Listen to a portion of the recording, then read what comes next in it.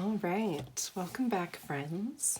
So we are now on the fourth layer. So right here, this is the third layer, and we're going to be starting the fourth. So this is about the point where I would start to see kind of what it looks like to me, what is taking shape. Does it feel more oceany or earthy? Does it have a sort of atmosphere to it? Does it feel warm and welcoming? Does it feel kind of relaxing? Does it feel energetic? What is it kind of provoking in you at this point? Do you see any shapes? Is there anything like this? Still looks kind of like an organ to me, like a lung or like a kidney. I'm not an insides of the body person, so this almost looks like a shell shape that I could play with. So if I wanted to, I could bring in more of the dark colors, so more of this Payne's gray and this dark teal, and kind of finish out this circle, and then go in with like a small brush and kind of fill this in and make that a little shell. I really like this little shape here. That's interesting. I could kind of go around that if I wanted with like an iridescent color and make that seem sort of watery and have this be like a jellyfish or some kind of jellyfish-like creature. What else?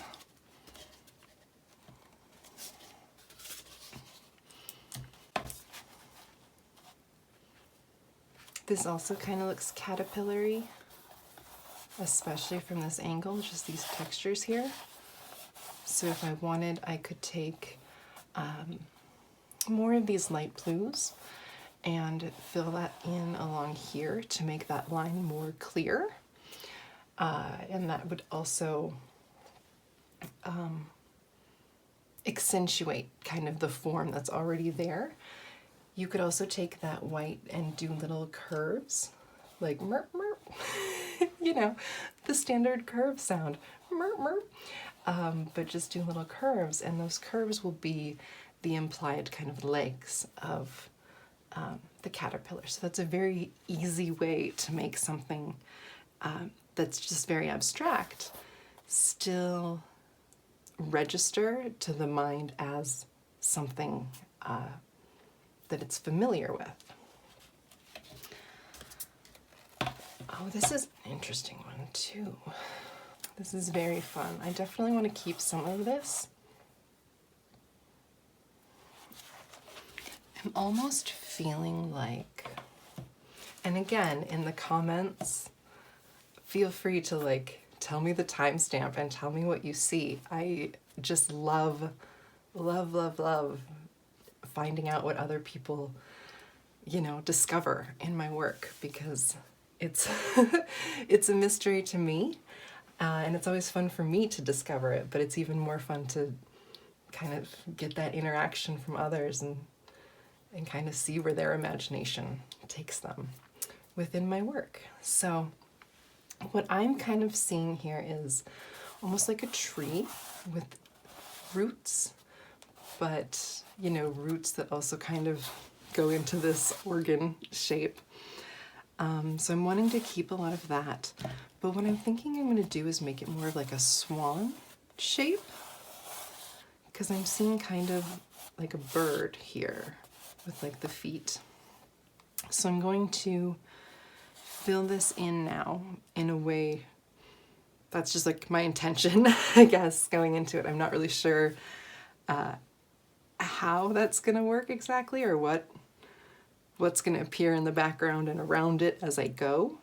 So in that way, it's still very intuitive. I'm still just relaxed into the process. All I know is where I'm taking it at this point. It's just kind of filling in the bits that will register enough that someone else will pick up the kind of bird image there. So I'm not necessarily making it a hyper-realistic bird or anything. just enough that, you know, the mind can kind of make those connections. So I'll get started and I'll kind of do my best to explain how I'm doing it. So at this point, I do use reference images if I need to. So I love Pinterest. I know I'm probably one of like 7 people who still use Pinterest, but I love it for finding images and inspiration for things.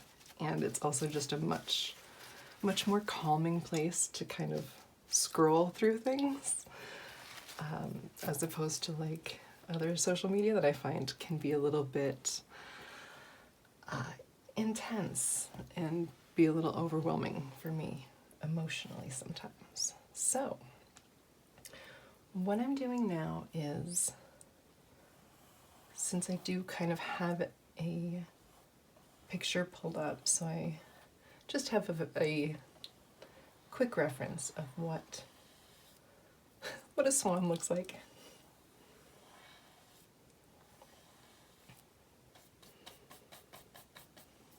And I'm using this white that's already kind of in play here. But I'm just building it out more, and I like the nice contrast here.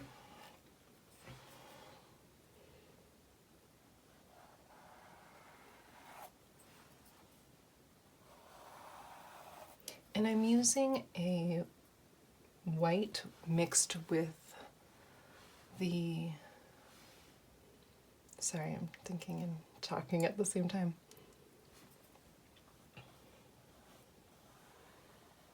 Sorry, I'll get better at this as I go, but I appreciate your patience as I figure out talking and painting. All right, so what I'm doing here is I have white mixed with the matte medium. So I like, I use a lot of the Liquitex, not sponsored. I just really like them. Also, Golden makes a pretty good one, and there's some others. But what that does is keeps the consistency of the paint, but it adds translucency. So this white is very pigmented, so it's doing a lot of coverage, where when it's mixed with the matte, when it's mixed with the matte medium, it just really kind of takes that color out a little bit, and it brings that translucency back. So you don't have to stress if you paint over something, or you get paint somewhere that you don't want. You can play with it, you can adjust it. It just isn't something to get too concerned about. If you can kind of start breaking that habit of just being sort of worried about what's going to happen when you paint, because it doesn't matter. Whatever you do is fine, because it's for you.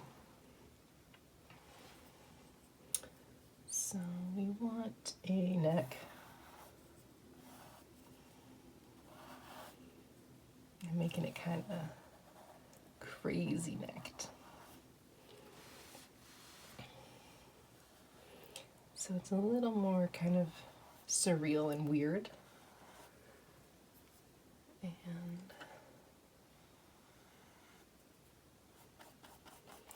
I changed my mind here. So what I'm doing is I'm getting the canvas wet. I'm not pushing down too terribly hard, I'm just spreading that water around. And then going in with, ideally, a fresh paper towel and not one that will totally stain it with this green if it got on there. So you'll want to do it with a very clean one. I play dangerously in the land of painting. There we go. So you can see I just kind of removed what I had done there because I changed my mind and I wanted to make it a little more, get a little more of the head in there. So I just removed some of the paint and I can start fresh with that. So there's really no reason to stress about it. And I think that the more you can just get used to letting things sort of unfold in that way, the better and the easier it goes for you in life and in painting.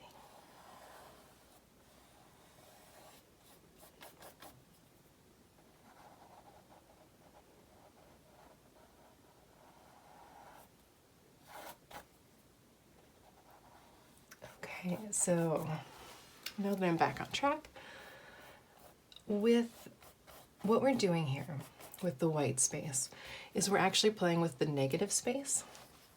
So what I'm wanting to do is use this background to make my shape that will draw people's attention.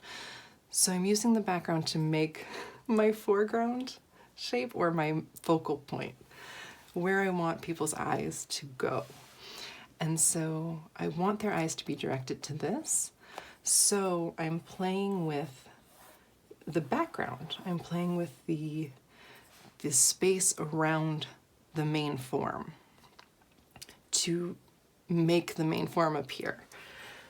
And so I'm just working to make a silhouette of a swan here, or like a goose, or I don't know, bird shape.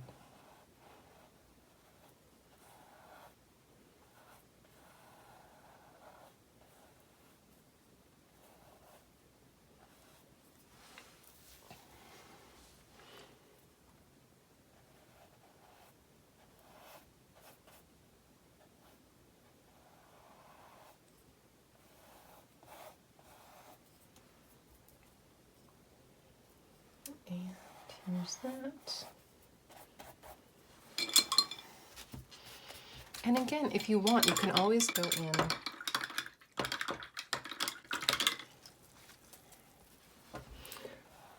if you wanted to, you can always wait until this dries and then just go in there with other colors and paint, what you want. If you want to bring something back, like I could go back in once this is dry with some teal or a similar green color and fill that in instead of kind of removing the paint like I'm doing. But I think this is just so fun back here that I just don't feel like losing it yet. So we're gonna keep those.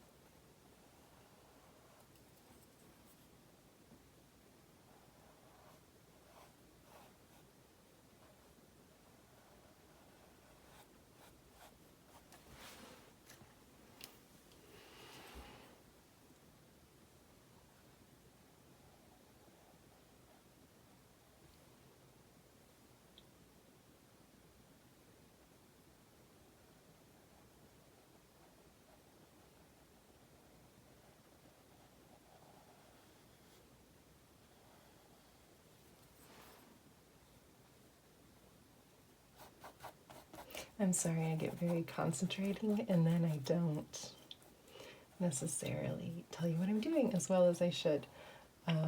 So I'm sorry if I get too quiet for you for a little bit. All right, so I really enjoy the variation in color. So I like things to kind of have that mixing effect where it's not just one solid, flat kind of white piece.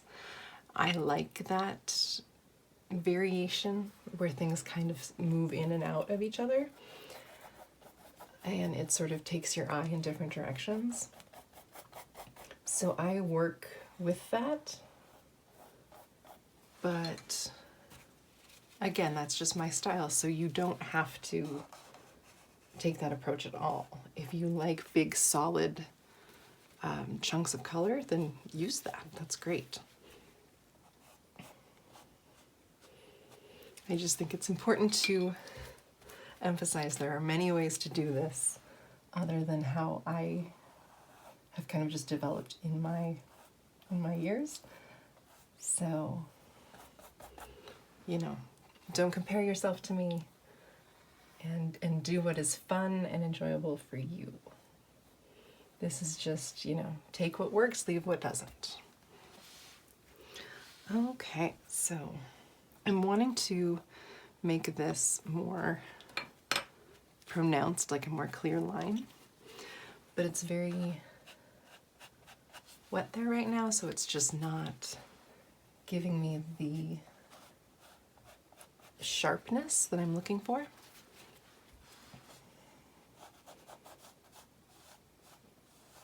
So I'll have to come back in once that's dry and then work with it. I'm not always the most patient person, but art has taught me that just give it time, step back, you know, work with it in the way that you know it's supposed to be, and it's for your own good to be patient on this one. So, okay.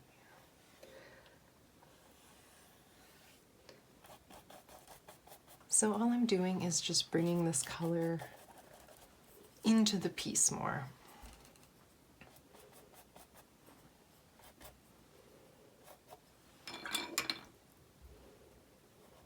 So I love, yeah, there we go, the opportunities that I love the contrast that you get here with this very thick, dried paint texture, and then the high contrast color in this very watery, runny paint. It's so fun how it can fill in those little dips, and it fills it in varying degrees depending on how much of the water and pigment kind of, you know, connect and glob on, I guess, to the different areas. All these professional art terms like glob on. But yeah, so it's very fun just visually. It adds a lot of interesting effect. And again, you know, you can let it run. If you wanted, you can add another color in there. We can add in some, yeah, this one. So this is a very liquidy green gold. And I'm using this because it kind of matches a bit the colors that are going on over here. But I'm still not really sure what it's going to do in the overall piece. I just wanted to add that color so you can see then how that adds a whole new visual dimension to it.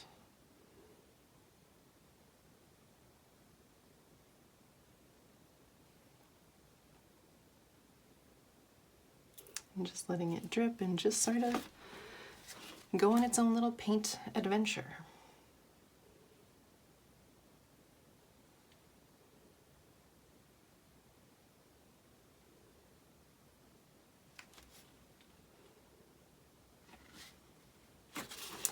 All right. So how are we doing here? Still, yep, still a little damp.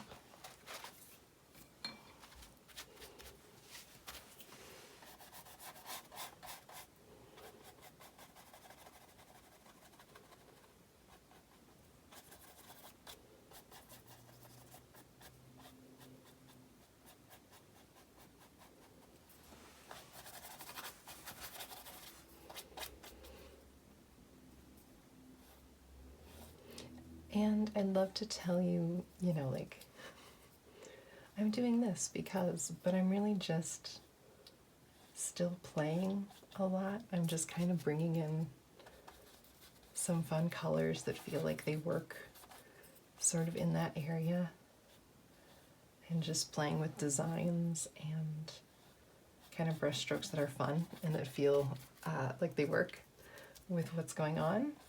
And so much of that is just a comfort with painting. The more you do it, the more you can just kind of relax into it over time, and you really don't, that sounds so like, you don't have to stress it, but you really just can let it unfold and know that, you know, you can trust yourself to kind of step in when decisions need to be made or when I need to move forward with something within the piece. But otherwise, it's really just this sort of enjoyment of the process and just letting it kind of figure itself out in its own way. And I just have to be a little bit trusting of that process.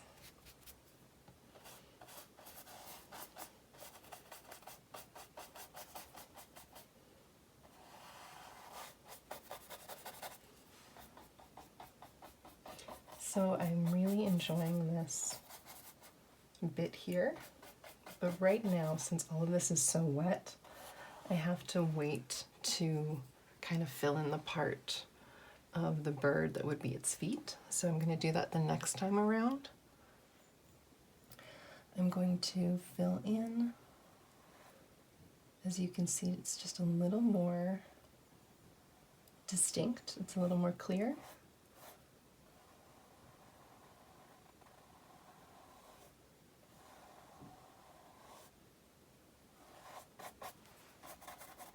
And this one still has some of that yellow that I picked up from down here, just because I didn't really rinse my brush.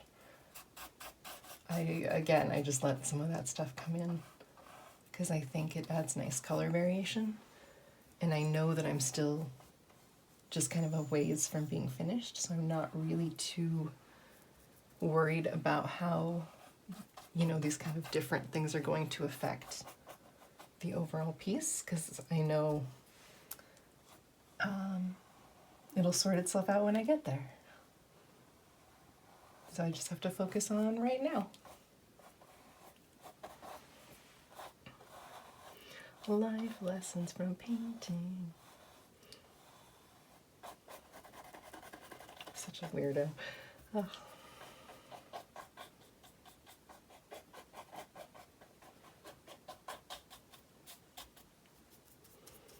So, atmospheric perspective means that the things in your foreground, so things that are up here, are going to be brighter and the colors will be richer and more detail and just more detailed and vivid when they're closer to you. And they get lighter and duller as they move back and away from you, and they will always move towards the horizon line. So things that are in the air will be up here and get duller and smaller,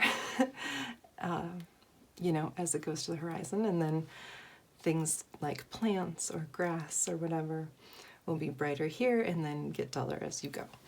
So I'm going to play with that sort of implied understanding of distance. And I'm just bringing in just some bits that kind of remind you of grass, or if you wanted, you could, you know, play it out more and make it look more like trees. But it's just a bit of basically brush strokes that imply a lot more is going on than actually is happening, because it gives you a sense of sort of depth or variation in landscape without really having to build that all out. You didn't have to do all of the grass in detail up front and then, you know, have all the layers go back. You just can do a few bits of that, and then people's, you know, imagination kind of fill in the rest of it.